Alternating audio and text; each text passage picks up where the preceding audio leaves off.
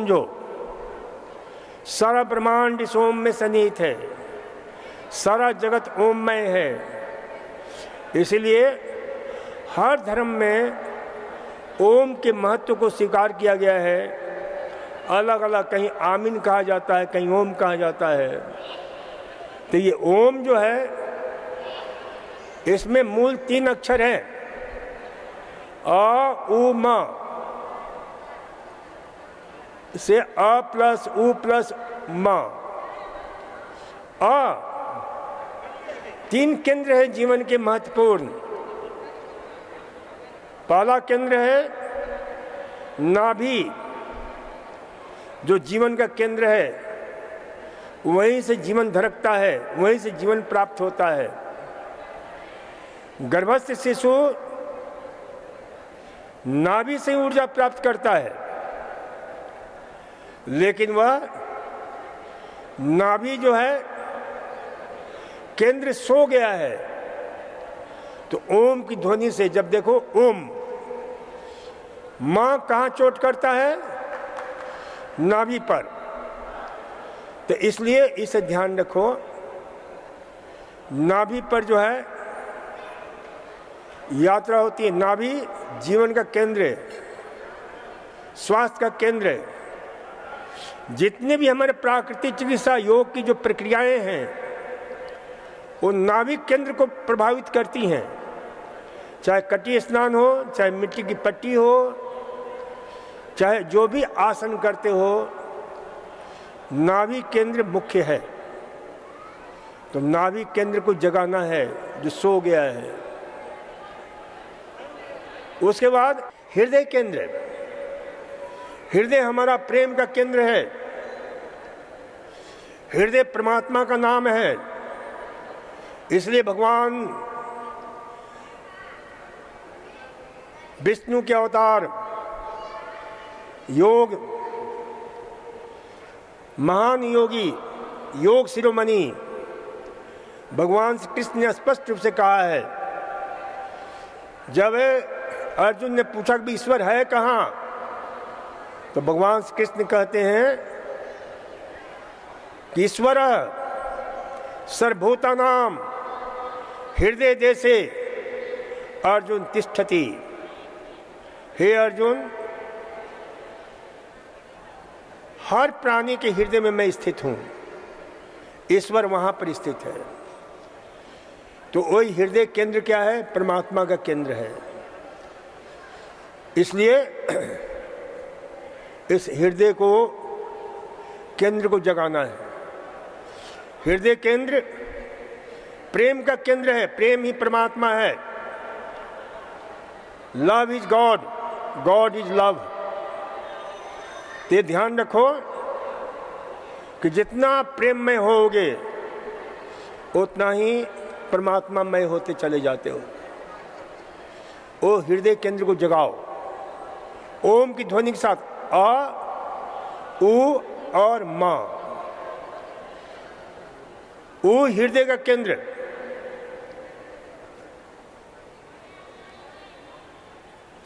अ मस्तिष्क का केंद्र, मस्तिष्क विचारों का केंद्र,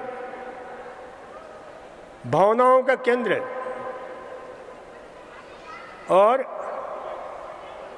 बहुत सारे हमारे जो इमोशंस होते हैं, बहुत सारी प्रक्रियाएं हैं हमारे जीवन की, वो मस्तिष्क के द्वारा। तो मस्तिष्क विचार का केंद्र है। विचार से निर्विचार होते ही हम परमात्मा के प्रेम में डूब जाते हैं। कोई विचार नहीं, और निर्विचार होते ही हम उस जीवन की अनंत शक्ति से जुड़ जाते हैं, जहाँ जीवन का प्रादुर्भाव हुआ है। नाभि केंद्र से जुड़ते हैं। तो इस प्रकार से ओम की ध्वनि के साथ, क्योंकि ओम में सारा ब्रह्मांड समाया हुआ है, त्रिगुणात्मक। जैसे हम कहते हैं हमारा जीवन का प्रारंभ है, यानी आपके जन्म, जरा और मृत्यु, ये 3 हमारे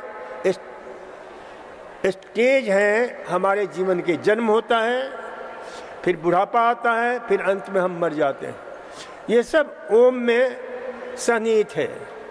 वात, पित्त, कफ, ये तीन जो दोष हैं ये भी ओम का ही स्वरूप है।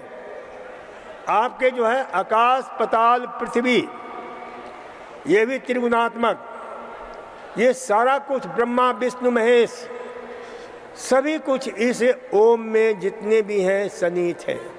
जिस ओम की जो पूजा करते हैं, ओम की आराधना करते हैं, वो जीवन को सफल बना लेते हैं। इसलिए कहा गया है ओंकार बिंदु संयुक्तम नित्यम ध्यायन्ति योगिनः कामदम मोक्षदम चैव ओंकाराय नमो नमः।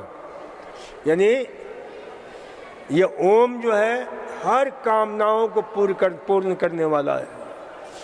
इतना ही नहीं, अंत में कामनाओं को पूर्ण करता हुआ अंत में हमें मोक्ष प्रदान करता है, स्वास्थ्य प्रदान करता है। मोक्ष यानी परम स्वास्थ्य। मोक्ष यानी एक सीधा सा सूत्र हम देते हैं। मोक्ष का सीधा सा अर्थ होता है जहाँ पर मोह का क्षय हो जाता है, यानी अटैचमेंट खत्म हो जाता है, यूनिवर्सल प्रेम का प्रादुर्भाव होता है, अनंत प्रेम का, असीम प्रेम का, अखंड प्रेम का हमारे जीवन में आगमन होता है। प्राकृतिक चिकित्सा, आहार चिकित्सा, इन सब के विषय में आपको जानना चाहिए कि जो कुछ भी आप कर रहे हैं इसका क्या लाभ मिलता है। देखो, मिट्टी की पट्टी का तभी लाभ मिलता है, सुनो ध्यान से, ये ऐसे मिट्टी की पट्टी नहीं दी जाती है। जब पेट पर मिट्टी की पट्टी रखते हो तो इसका बहुत ही शानदार रिएक्शन होता है,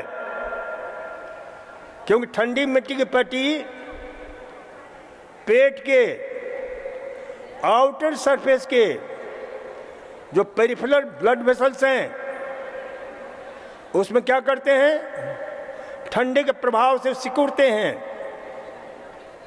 और उनके सिकुड़न से खून का दौरा तेज हो जाता है, अंदरूनी हिस्से में चले जाता है और अंदरूनी हिस्से में जाने से जो इंटरनल हमारा सर्कुलेशन है वो काफी बढ़ जाता है और उसके परिणाम स्वरूप कई ऐसे चेन रिएक्शन शुरू होते हैं जिससे आपके शरीर में ऑक्सीजन, ओजन की मात्रा बढ़ जाती है। इसके अतिरिक्त सेलुलर मेटाबॉलिज्म, सेलुलर रेस्पिरेशन, उन सब प्रक्रियाओं का जो है बहुत शानदार ढंग से जो उसका लाभ मिलता है। परिणाम क्या होता है, पेट के जितने भी रोग हैं, चाहे गैस्ट्रिक ट्रबल है, गैस्ट्राइटिस है, कोलाइटिस है, गैस्ट्रोएंटेराइटिस है, इंटेराइटिस है, इन सब में आपके गैस्ट्रिक अल्सर है, अल्सरेटिव कोलाइटिस है, क्रॉन डिजीज है, आपके सिस्टिक इंटेस्टाइनल डिजॉर्डर है, any types of gastrointestinal disorder, उन सब में लाभ मिलता है। तो इसलिए से ध्यान रखो, मिट्टी की पट्टी लो तो बड़ी सावधानी के साथ पेट को ढक करके लिया करो। अभी भी कुछ महिलाएं मिट्टी की पट्टी को ढकी नहीं है, इसे ढको अच्छी तरह से। आप सभी महिलाएं, सभी पुरुष बड़े बुद्धिमान हो, सुनते हुए भी अनसुने कर देते हो, क्योंकि यहां होते ही नहीं हो। तो ये ध्यान रखा करो कि मिट्टी की पट्टी अब लेंगे तो ढक करके लेंगे, ताकि हीट का रेडिएशन नहीं हो, एक्शन रिएक्शन अच्छी तरह से हो और उसका पूरा लाभ मिले। तो ये ध्यान में रखना है। आपके प्राकृतिक चिकित्सा के अंतर्गत कुछ बातें कल हमने बताई थी, उसे भली भांति सोच लो, समझ लो, सीख लो कि मात्र ये पद्धति सिर्फ यहीं तक के लिए सीमित नहीं है। प्राकृतिक चिकित्सा में दो चीजें बहुत महत्वपूर्ण हैं। एक है नेचुरोपैथी और दूसरा है नेचर्स पाथ। नेचुरोपैथी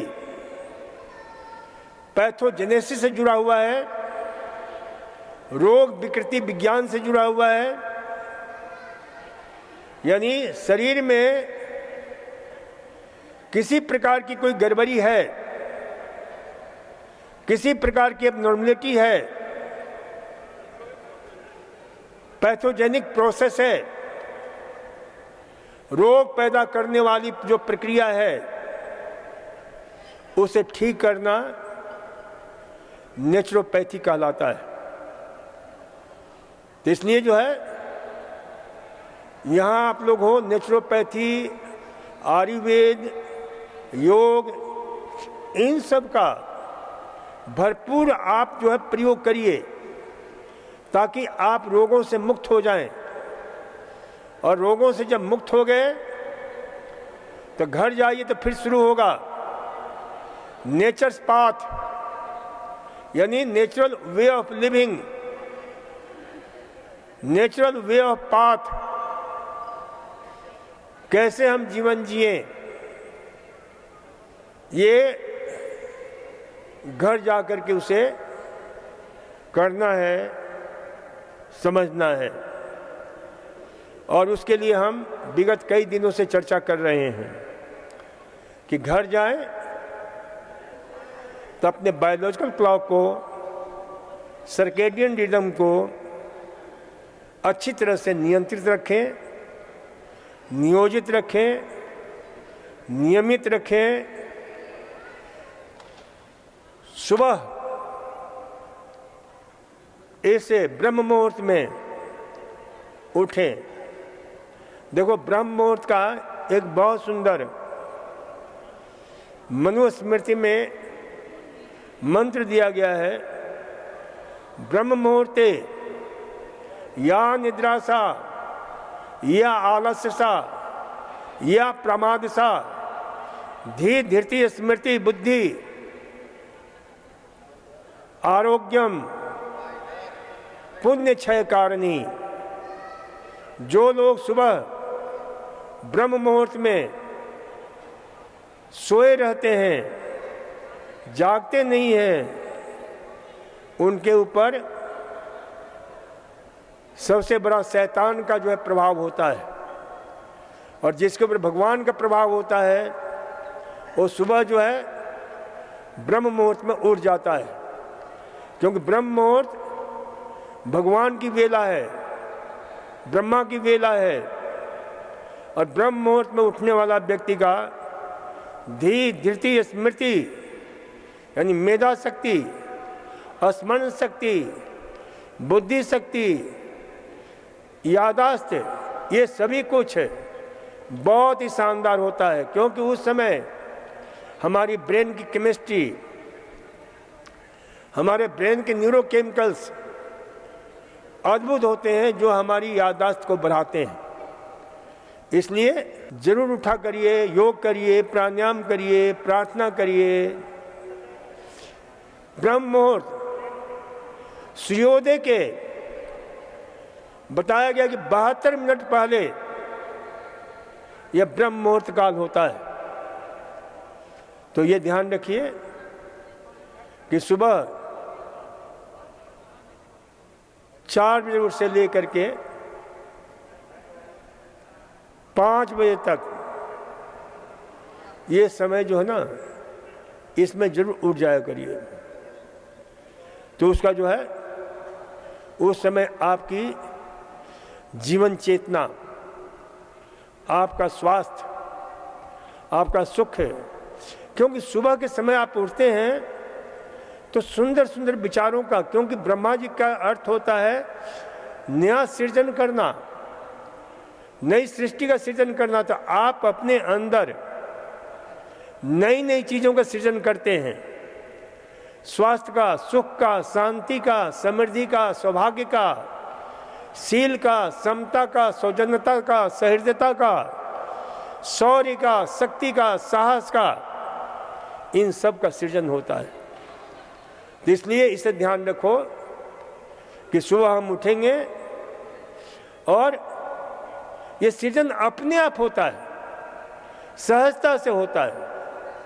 क्यों?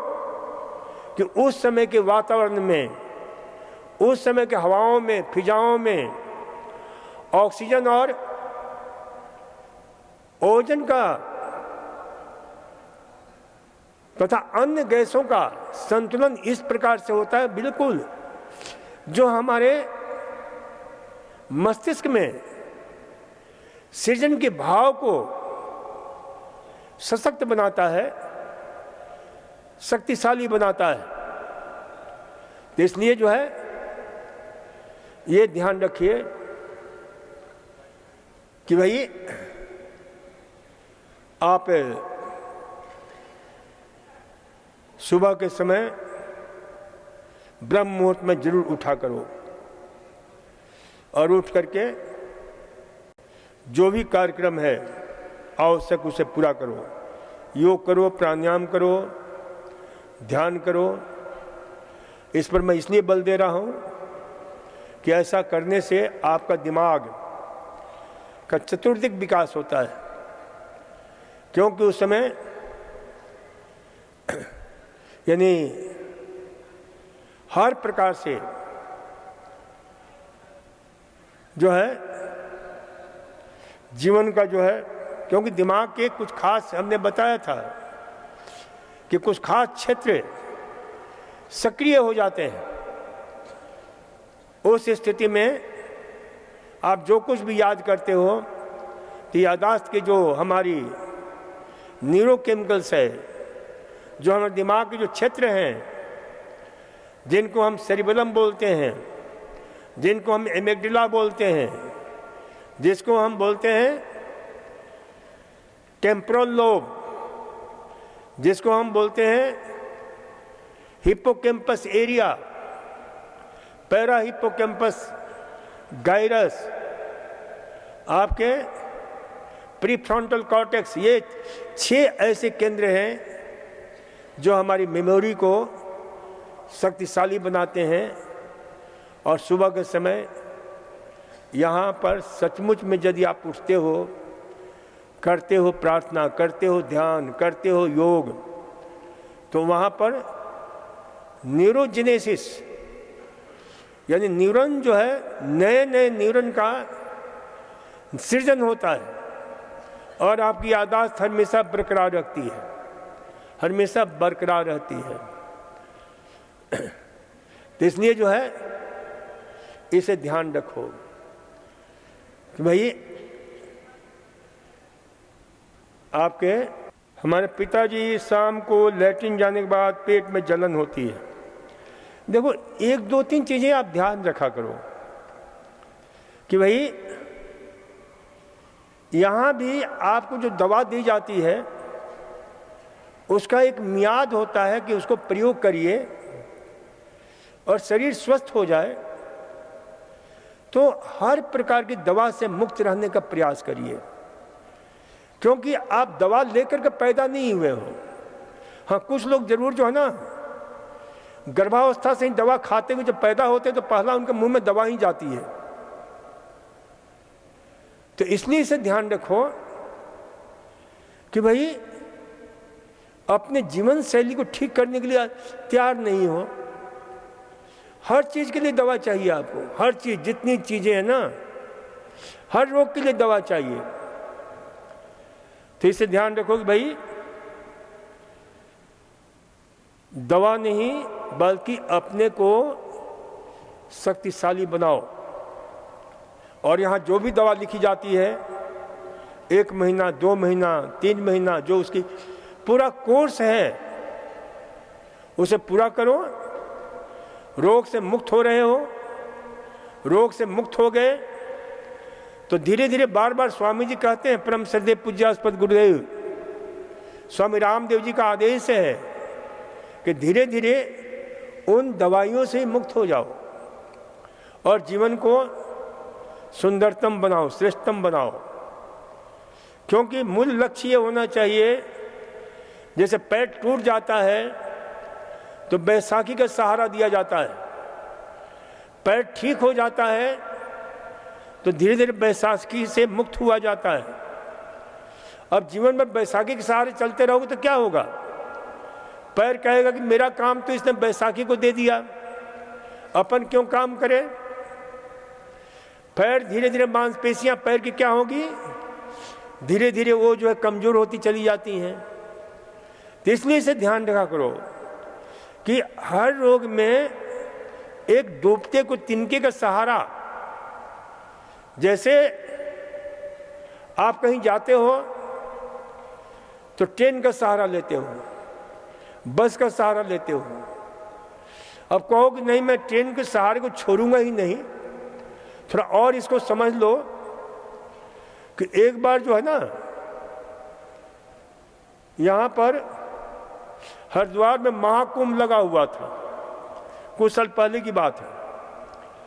तो कुछ लोग जो है ना दिल्ली स्टेशन पहुंचे, तो कुछ लोग जो है, गाड़ी आई, ट्रेन आई हरिद्वार की, चढ़ गए।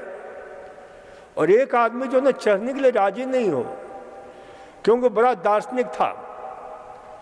वो कहने लगा कि ट्रेन में चढ़ जाएंगे फिर जाकर हरिद्वार उतर जाएंगे तो चढ़ने का मजा क्या है? अब ये लोगों से कहा, उसने कहा कि बात तो तेरी बिल्कुल सही लग रही है, लेकिन जो है ना बिना चढ़े हरिद्वार पहुंचेंगे कैसे? उसको जो ना किसी प्रकार से 2-4 लोगों ने उनके साथ थे, उठा करके पटक दिया डब्बे में कि भाई चढ़ना चलना तो है ही, छोड़ नहीं सकते हैं तुमको। अब सब पहुंच गए हरिद्वार, सब उतर रहे हैं, वो उतरने का नाम नहीं ले। वो कहने लगा कि जब मैं चढ़ ही गया तो मैं क्यों उतरूं? मैं नहीं उतरूंगा। फिर भी लोगों ने किसी प्रकार से उतारा।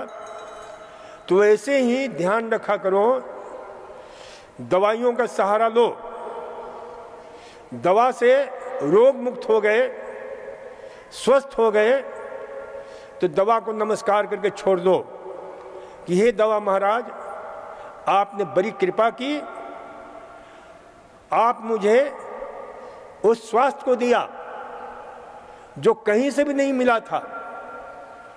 अंग्रेजी दवा भी खाते खाते मैं थक गया था, थक गई थी, लेकिन उससे भी लाभ नहीं मिला।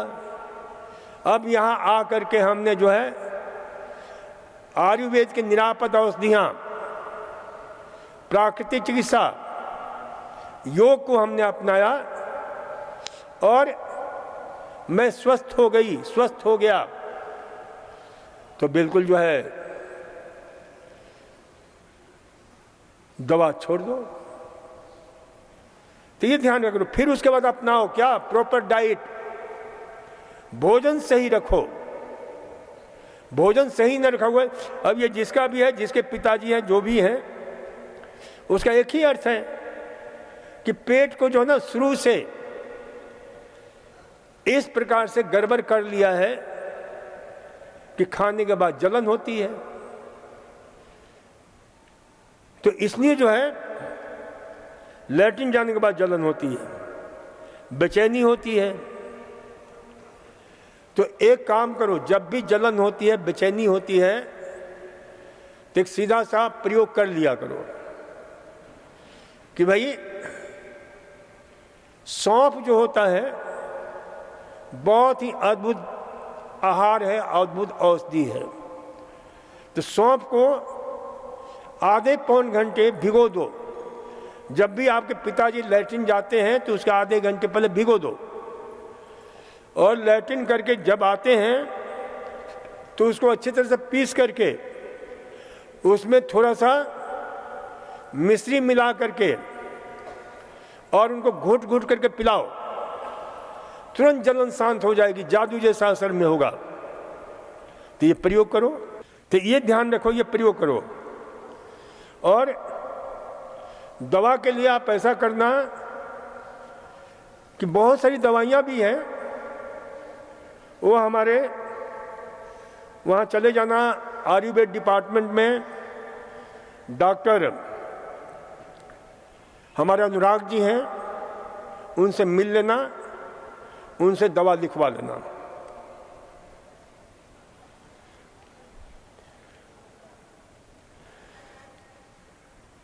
अब शुगर के लिए भी दवा बता दें। अब शुगर की दवा तो यूनिवर्सल स्वामी जी बताते ही हैं कि भाई शुगर की दवा क्या देते हैं, आपके मुख्य रूप से क्या दिया जाता है।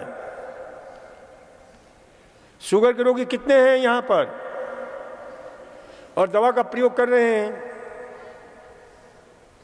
मधुग्रीट और मधुनाशनी बटी, ये बहुत अद्भुत है, लेकिन उसके साथ भोजन को सुधार करना बहुत जरूरी है। कई लोग क्या करते हैं कि भोजन सुधारते नहीं हैं और सिर्फ दवाइयों के सहारे चाहते हैं कि मैं बिल्कुल स्वस्थ हो जाऊं। भोजन जो है सुधारना बहुत जरूरी है। और दवा डायबिटीज के लिए हम 15 अनाज के आटे की रोटी बताते हैं। जो भी डायबिटीज वाले रोगी हैं, अच्छी तरह से लिख लो। वह अनाज स्वतः डायबिटीज की दवा का काम करता है, जिसमें जौ है, चना है, गेहूं है, मूंग है, मोठ है, मसूर है, मटर है, सोयाबीन है, ओट है, रागी है, ज्वार है, बाजरा है, अरहर है, कुल्थी है, राजमा है, कुट्टू है। ये सारे अनाज, जितने भी अनाज हैं, इन सब अनाजों को मिला करके आटा पिसवा लो